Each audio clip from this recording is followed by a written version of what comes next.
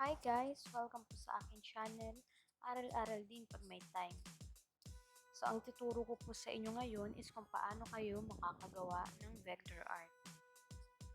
Maganda din ang art na vector, though mahirap siya gawin sa umpisa pero practice lang para masanay. Share ko lang no, if familiar kayo sa site na Etsy, may mga nakapost dito na vector art. Ang pinakamababa kong nakita is worth 1,100 pesos. So let's start! Ang gagamitin nating app is Adobe Draw.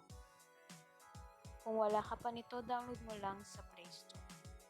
So open mo lang ang app, then choose ka ng format.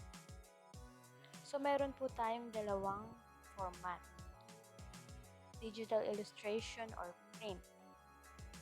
Ito ang nilalaman ng ating print format. Ayan. And ito naman ang nilalaman ng ating digital illustration.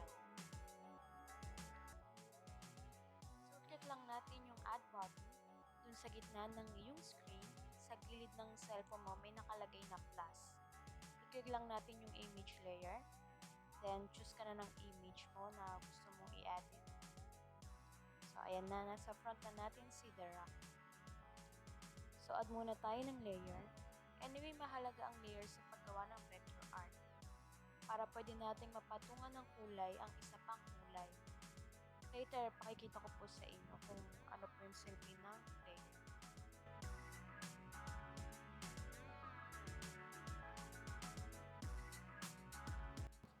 First na gagawin ko, isusundan ko lang yung image ni the rock.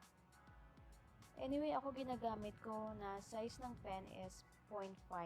Pero nasa inyo naman if gusto mong gumamit ng mas makapal na size.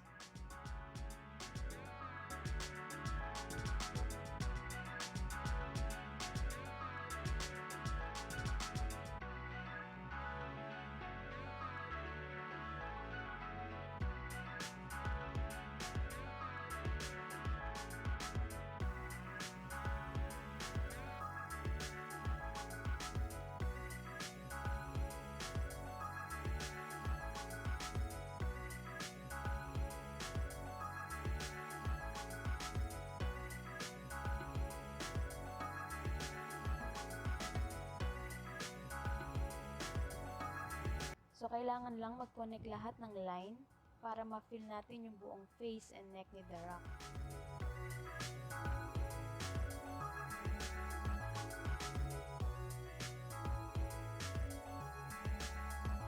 Kasi kahit toldo ka lang yan, yung kulang, hindi siya mag-fill eh. Press long lang to fill the image. So, ayan, sobrang dark ng kulay. Di siya kulay ni the rock. Copy natin yung kulay ng kanyang skin. Ayan. Drag nyo lang yung color na sa kulay na kukopyahin nyo till you achieve the color that you want.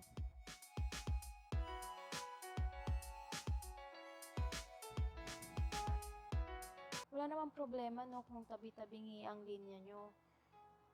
Lalo sa mga nag-uumpisa pa lang sa vector, masasanay ka din pagka nakasanayan mo na, tiyaga lang.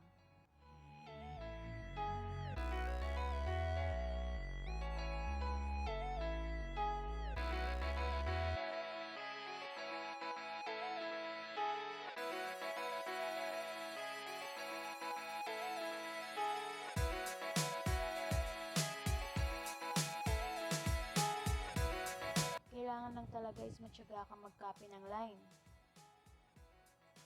So right now, I'm using my finger rolls sa pag-follow sa mga lines. Pero much better sana kung meron kayong stylus pen para makikita nyo yung susundan yung linya. Pero kung wala naman, okay na rin yan. Pagtyagaan nyo muna. Kung type mo lang gumamit ng stylus pen naman.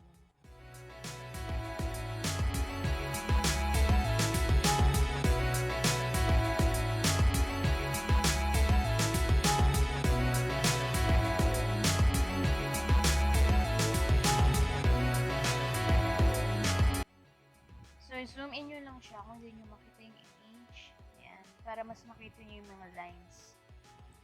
Medyo pixelated tong na-download ko eh. Pero mas okay sana kung malinaw talaga yung image na i-edit nyo.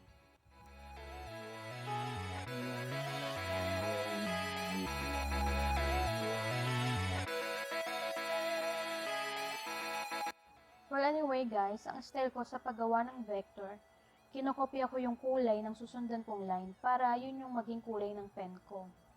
Para kahit paano medyo maging realistic siya. Depende naman sa inyo, yung iba naman kasi ginagamit lang black color para sa lahat ng lines. So, diskarte nyo na yan kung anong yung style na gusto nyo.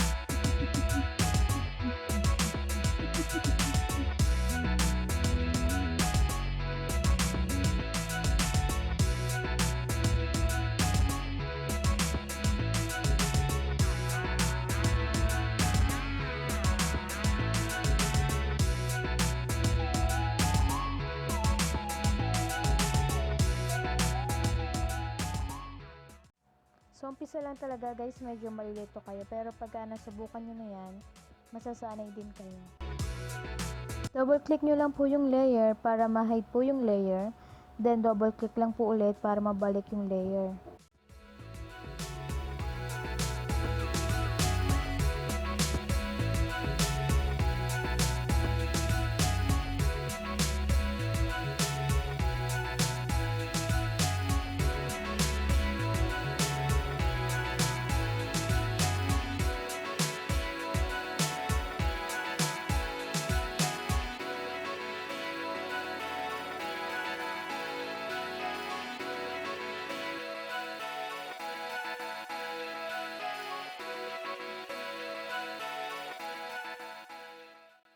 Ayan po guys, sinahid ko yung ibang layer para makita ko ng maayos kung meron ba akong kulang na lines.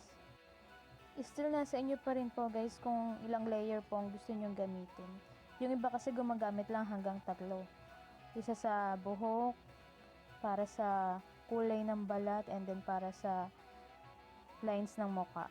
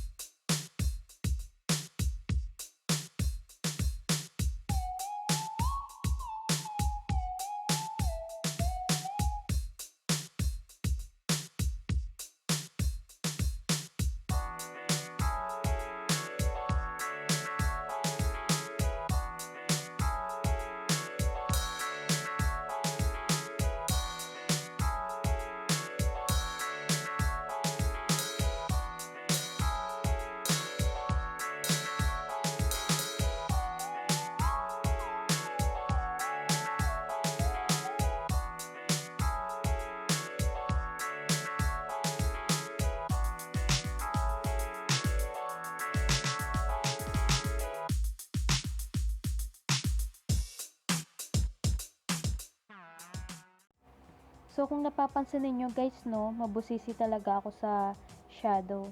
Kasi I believe yung shadow ang nagpapabuhay talaga sa art.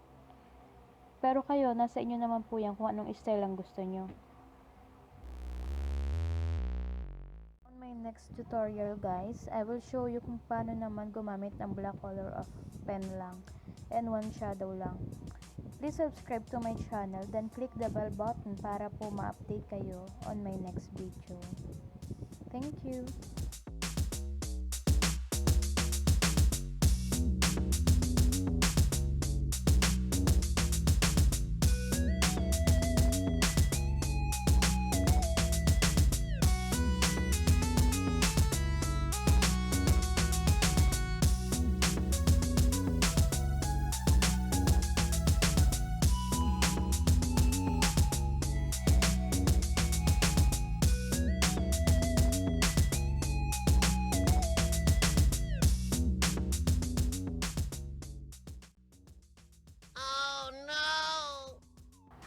Gulat kayo, no? Gulat din ako eh. Tumanda bigla si The Rock. Anyway, dahil yan sa layer, guys. So, don't worry.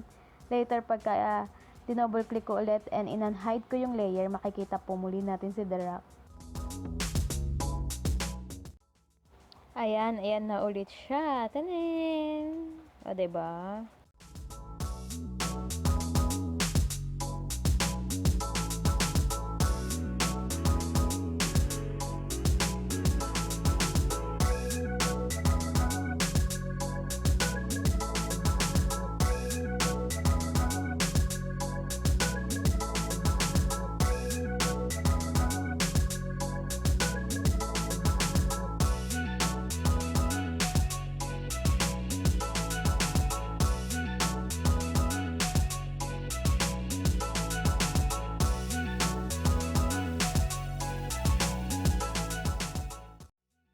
So, para po sa background color, i-click nyo lang po yung background and then choose kung anong kulay ang gusto nyo and then kulayan nyo na po. So, sa pagsasave, click nyo itong icon na to, then copy image to gallery. Choose PNG for transparent background or for white background. So, makikita nyo yung gawa nyo sa gallery nyo. This is it guys, this is the end. Thank you for watching and hope to see you soon. Bye!